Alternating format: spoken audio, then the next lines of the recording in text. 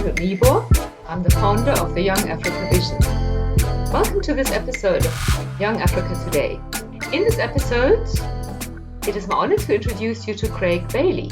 Craig is an academic and he is a policy researcher who's very passionate about civic engagement. I connected with Craig through LinkedIn, and I specifically invited him for an interview because one of the key aspects of the total Young Africa vision is around community development, leadership development, and around global leadership development.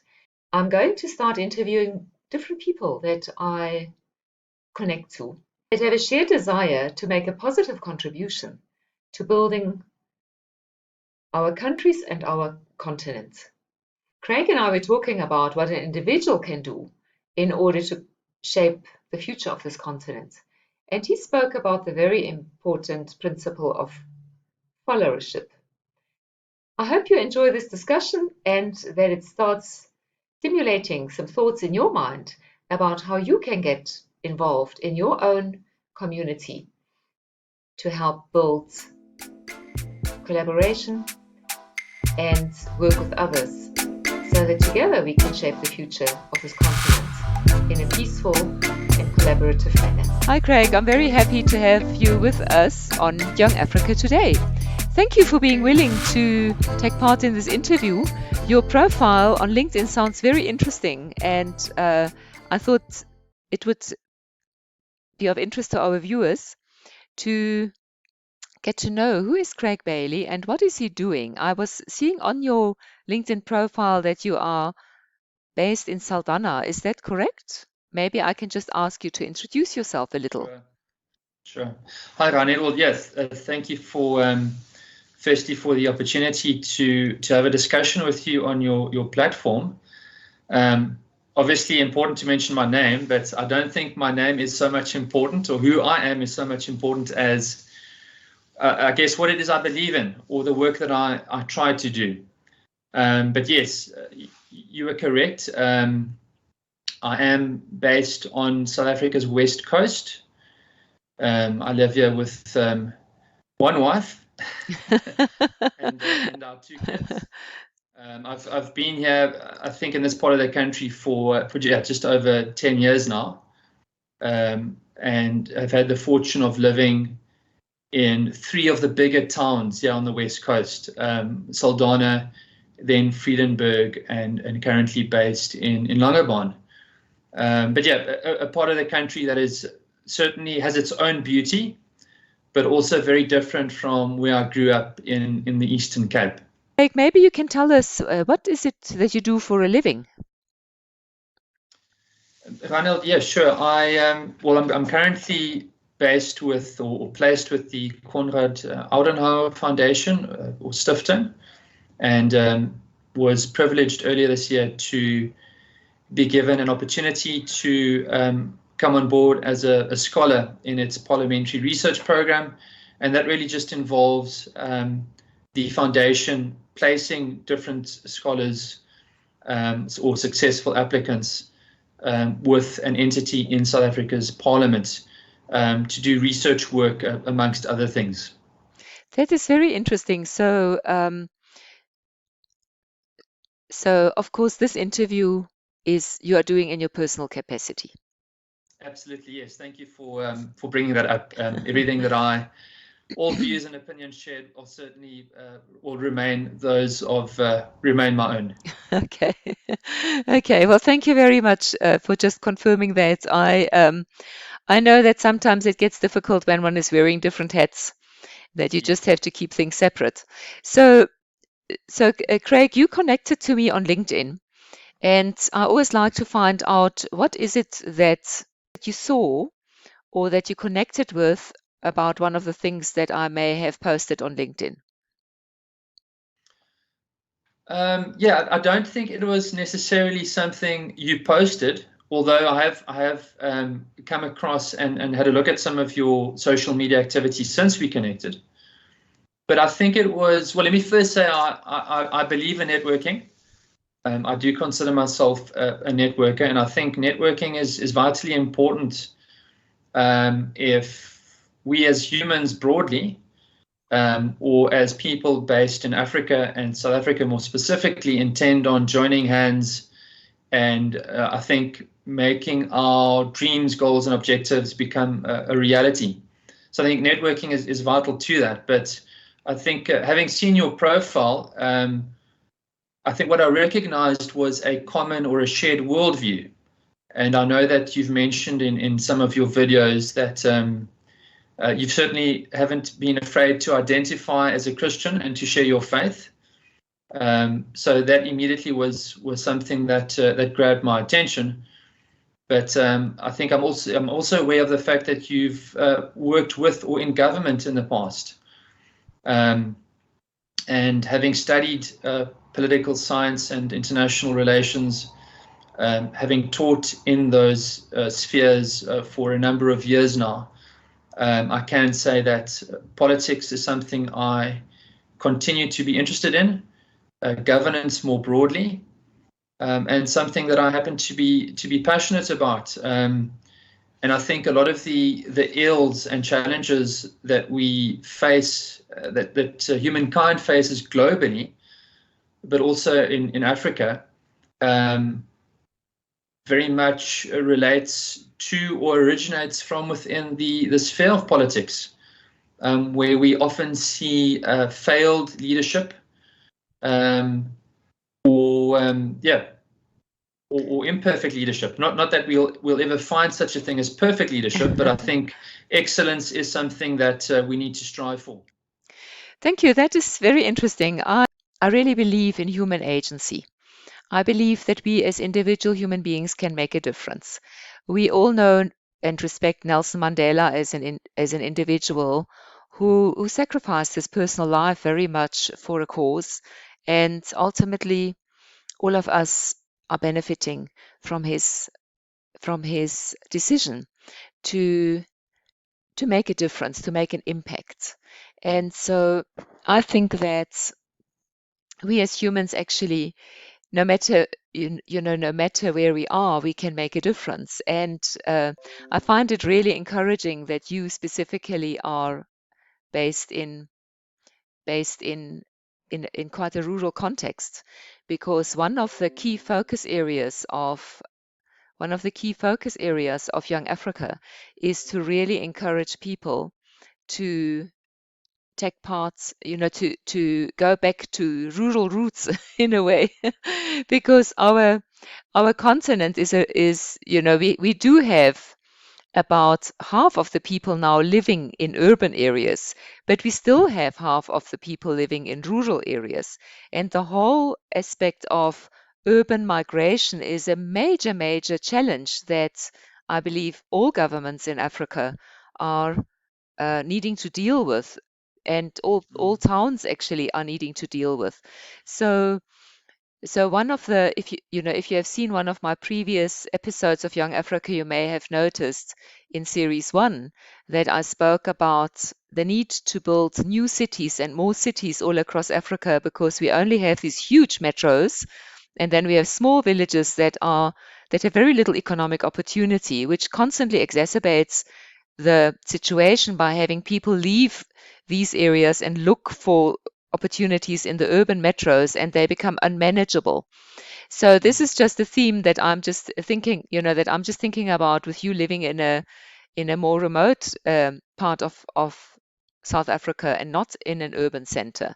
So, but I don't want to talk much about what I'm interested in. I would like to know, what is Craig Bailie's vision? What is it that you wish we would have here and achieve here in Africa?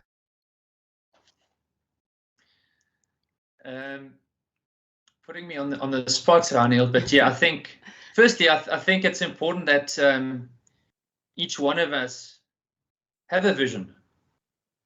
And so I guess my own principle in that regard is being tested now, because I think if we have a vision, we should be able to share it, and I'll attempt to do that in a moment. But when I say each one of us, I literally mean each and every African that is cognitively able and mature enough to develop for him or herself a vision. I think it's vitally important that we're able to do that and also share it. And I think the idea of vision comes back to this question of purpose. I believe every single human being has a purpose in this world. And I think the more we are able to, as individuals, understand and define our purposes, the better we're able to connect, join with, and hold hands with other people in working towards common causes. But as far as my vision goes, I desire, and I'm certainly not the only one, I think, who has this vision, certainly desire to see an African continent that is better led, better governed, a continent that is more at peace with itself and where its people are more at peace with one another. But also a continent where I think, and you mentioned human agency a moment ago, I think a continent where followers are more and more and increasingly aware of their own agency. This idea of followership is becoming more and more popular in academic, in scholarly work. And I think one of the things Africa is known for is this idea of big man leadership. And while I'm all for appreciating the significance of leadership, and as important as leadership is, I think followership is also vitally important. Firstly, I think we all already know and understand and will agree that there is no such thing as a leader without followers. But I think in addition to the need for followers to lead in a manner that reflects service of the people or servanthood and care for people, we also need to see followers in Africa understanding, recognizing, realizing their agency so that we are better able to hold our leaders to account. And so that we eventually come to occupy positions of leadership ourselves, we've already, sort of, I guess, progressed through those levels of development that I think are so necessary for leadership that is beneficial, functional, and good quality, to use those terms. I think that is such an interesting point. It would be helpful if you can maybe explain the concept of followership that you mentioned, just so that our viewers understand exactly what it is that you mean by that. Well, I think as I've already mentioned, I think at the core of followership is first recognizing the concept and the notion that there is such a thing as followership. It involves a particular way of behaving. It's recognizing one's agency as an individual, but also collectively with others. And that certainly not only as an individual, but also as we join hands with one another, that I think the potential for influencing our leaders, those who govern over us, that potential then increases. So would you say that the word citizenship and followership, that those words are synonymous, or do you see a slight difference between them? Well, I was just going to mention democracy, and I think it's a good question you ask. I wouldn't. They certainly are related to one another. And I think if we talk about citizenship in the democratic context, then followership is fundamentally important. Followers need to be active, they need to be engaged, and for followers in a democracy to be either of those things, they need to be well educated. And I know from some of the videos of yours that I've watched in the past, education is something that you also put a lot of emphasis on. And I've said to my students in the past, I haven't done any hard research on this myself, it's just a hunch or a sense that I have. But I imagine that if one were to go and do a study on, let's call it the erosion of governance or the erosion of statehood, I would think that at the core of that erosion is the erosion of the education system. Well, I completely agree with you. I mean, this is one of the reasons why I developed the Leadership and Entrepreneurship program, which is really in the first instance aimed at youth aged 18 to 24 that are out of school youth and that have lost out on a lot of knowledge that they could have had in education but didn't gain. But in addition to that, I also just simply realized that I myself had benefited enormously from other sources of information outside of the formal academic sector that actually helped me sometimes more than what I was learning in school.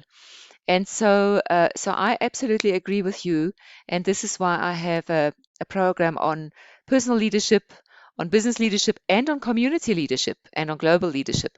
And the community leadership is very much around encouraging our youth who become young parents to become active in their schools. Because at the moment, I think we have a situation where everybody is waiting on government. But our government can't really do everything that it wants to do and would like to do. It has a lot of good intention, but it physically is impossible for a government to take on so much responsibility. You know, some people talk about a nanny state. You know, a nanny state meaning the nanny state wants to do everything for the citizens. It's a very kind wish, but practically it doesn't work. It doesn't work. And so, yeah. I think it's also very dangerous for any society to, move towards this idea of a nanny state. And, we were talking about human agency earlier on and empowerment. And I think the more the citizens of any country come to rely on their government or the state, the more they're giving over, I think, their own influence. And I think once that culture grabs hold, it becomes increasingly difficult to make a U-turn and encourage people to think differently. Absolutely. I think that one of the challenges is really that what you are saying is the disempowerment that comes with it, because then people believe that they need to wait for government. When I was at university, I had to do studying literature. One of our textbooks was Waiting for Godot. And it's just really the thing around waiting for someone else to help you, instead of understanding that you, with the help of God, can do anything that you need, and that you don't have to wait for anyone else, but that you actually have a responsibility as a human being to take responsibility for your own actions and for your own livelihood and also for your own education. I think the whole principle of self-education is becoming increasingly accepted in the new digital economy that we are living in, is that everybody has to shift. We all have to shift. And if we wait for curriculum developers to start developing their curriculum for formal education to teach us what we need to know, we are left behind. We need to take responsibility for our own education. So as much as we see the decimation of the education system, I see it as a huge opportunity, especially for people who want to introduce values-based education, to simply start own private schools. Homeschooling, really go into saying, look, I can't depend on government to educate me. I have to make sure that my child has excellent education, and I have to think about what are the tools available and whom can I partner with, who feels like I do, so that we can make sure our children are educated based on the values that we believe in, so that they are prepared for life. Because to simply depend on a government that is struggling is not going to take us anywhere. So what is it that in your, as I looked at your profile, I saw that you had participated in some very interesting international activities. Maybe you can just talk a little bit about your policy engagement or your understanding of how someone like you can play a role in shaping policy or monitoring policy or making policy more real for people. Maybe you can talk a little bit about that. Reinhild, yes. So I guess the question you're asking is how would I see or foresee the execution, or what would I see as necessary to achieve that vision of Africa that we spoke about earlier on? And I mean, that's a good way of phrasing it. Yes. I certainly wouldn't claim to, but I think it's first an important qualification is that it's always going to be a team effort. It is a process that may take generations to come to fruition, or at least for that vision, such a vision to come to fruition. But yes, I have been very privileged to have been given the opportunities to travel quite extensively, not just during my high school years for both cultural and sporting purposes, but even after high school, just to travel and I guess gain exposure to cultures around the world, different systems, different perspectives and worldviews. That said, my travels outside of culture and sport were of more of a practical or training nature, with an element of studies and knowledge development. But I think my views on what policy could or ought to look like are established and rooted more specifically, I think, in the fact that I got to study at the tertiary level here in South Africa, and then also have been privileged to teach through a university for the last 10 years or so. But in the midst of all of that, I think having my worldview rooted and established in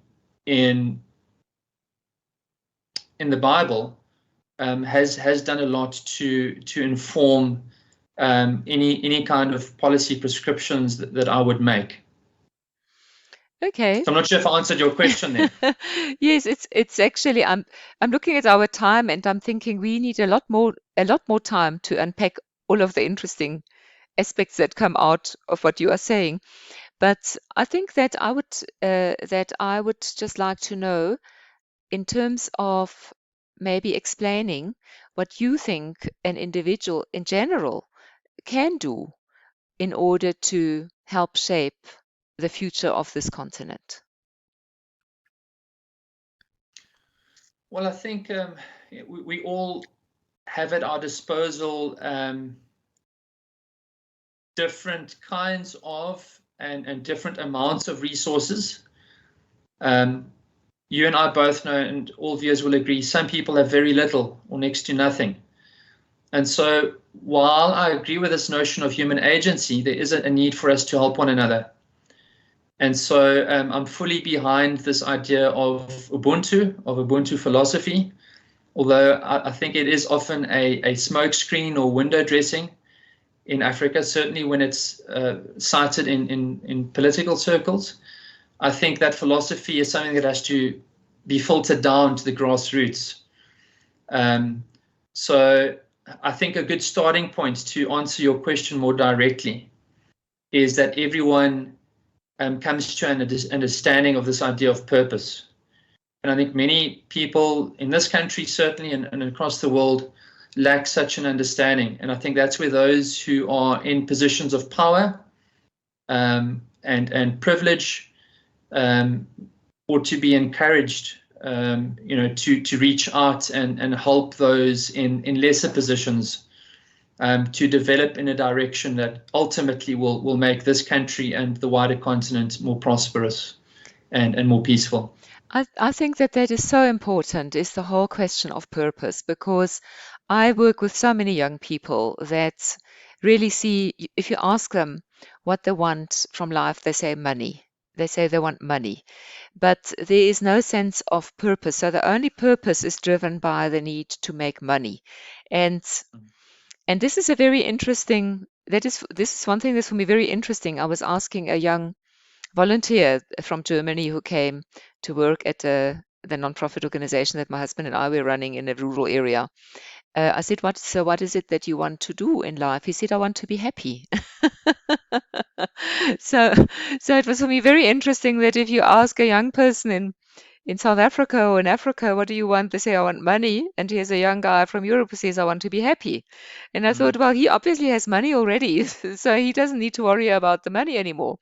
But both of them were lacking what you are saying, and that is a sense of purpose. It was both of them were thinking of a basic selfish need, because quite frankly, wanting to be happy is, and expecting something from the outside to make you happy is almost on the same level as wanting money to make you happy. And once you realize that you have money and you are still not happy, you start realizing, but I need a purpose. So I think that that's a very key message to send out to our viewers, is that what is your purpose?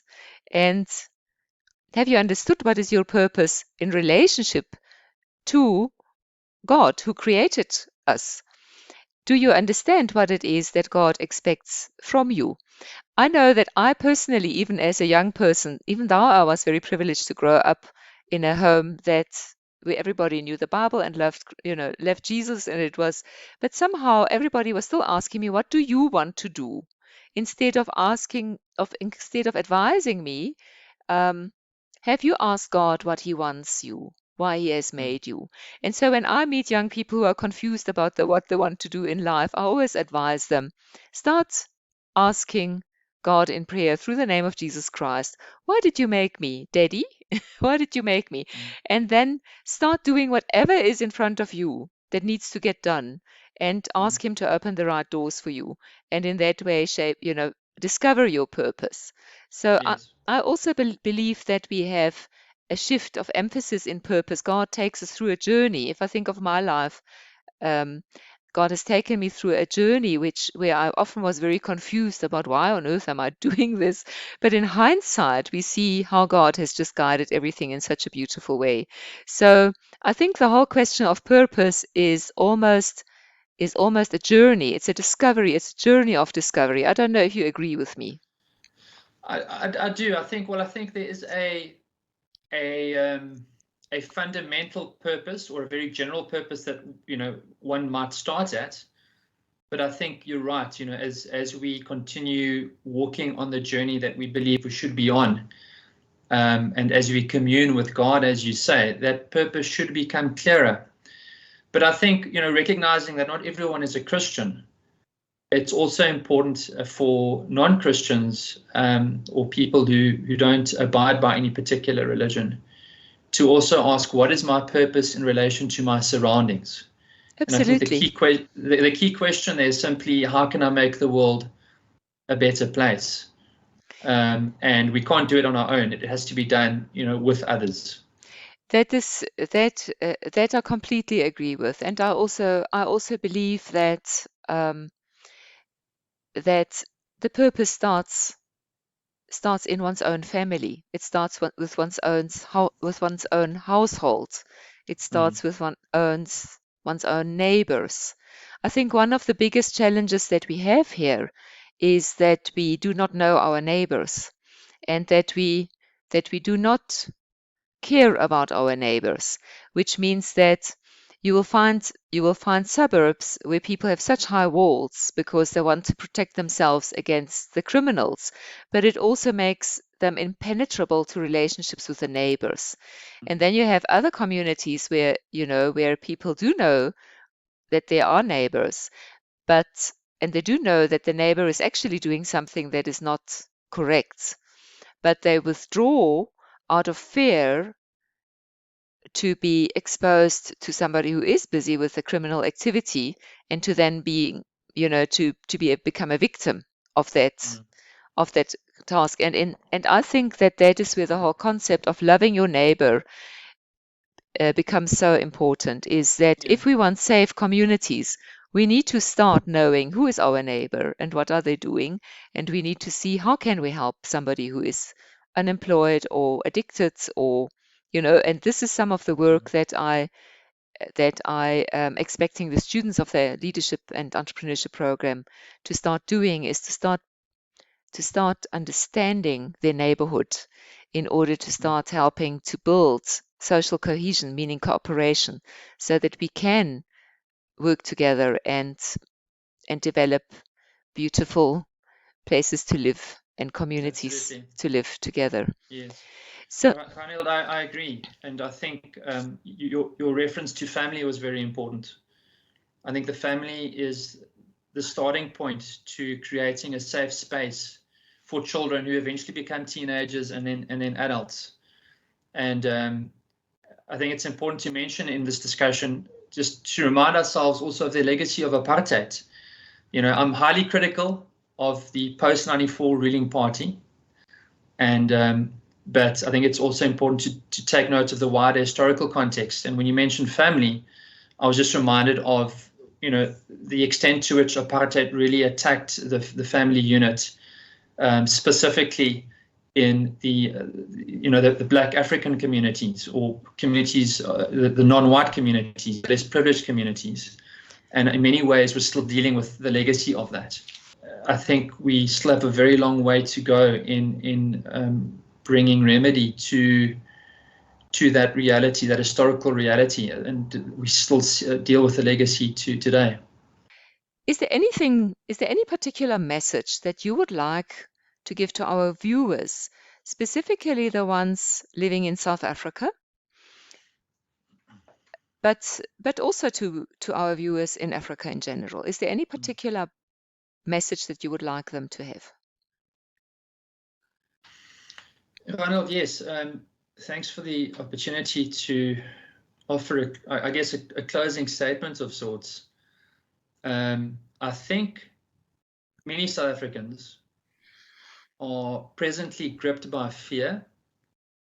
I think it's a temptation that we all struggle with at one time or another. And I guess I just want to offer an encouragement that I think there's always reason for hope. And I think the more fearful we become, the more we lose perspective. And losing perspective is a very dangerous thing, because I think it ultimately leads to damage, even in the form of death, of fatalities. But I think next to that, it's also important that we remain active citizens. And, we've been talking through the session about human agency, about empowerment. And something that is on occasion has grieved me as a churchgoer. And let me first say, I believe a lot of very good and important work is being done by the church and within the church in South Africa. But I've also come across or experienced moments where, for me, a key aspect of that experience was apathy. I should also say that I recognize my own imperfection. No one is perfect. But it's also important that we have opportunities to speak into one another's lives and into other spaces. But apathy is also a concern for me. And it brings us back to purpose. Do we understand as human beings what we've been endowed with, our bodies, our minds? And are we willing to use those, to put it crudely, are we willing to use these tools, not just for our own benefit, but for the benefits of those immediately around us, our family members, but also the wider community, and even as far afield as the entire nation, region, or continent. I think every person has something to offer. Whether you are the president of a country or a street sweeper, you've been endowed with tools that we need to use for the wider benefits, not just our own. Yes, so I think that would be my closing, the closing statement that I would want to offer. Thank you very much. I hope you enjoyed this discussion with Craig. Thank you again, Craig, for your willingness to have a conversation with me about this. As I said, I really believe in human agency. And as Craig said, we cannot change this continent of Africa working on our own individually. We need to work together. And so I'm hoping that you are as excited as we are to start forming a network of people that really want to make a difference by working together across cultures, across borders, and across the continent of Africa. Looking forward to seeing you in the next episode.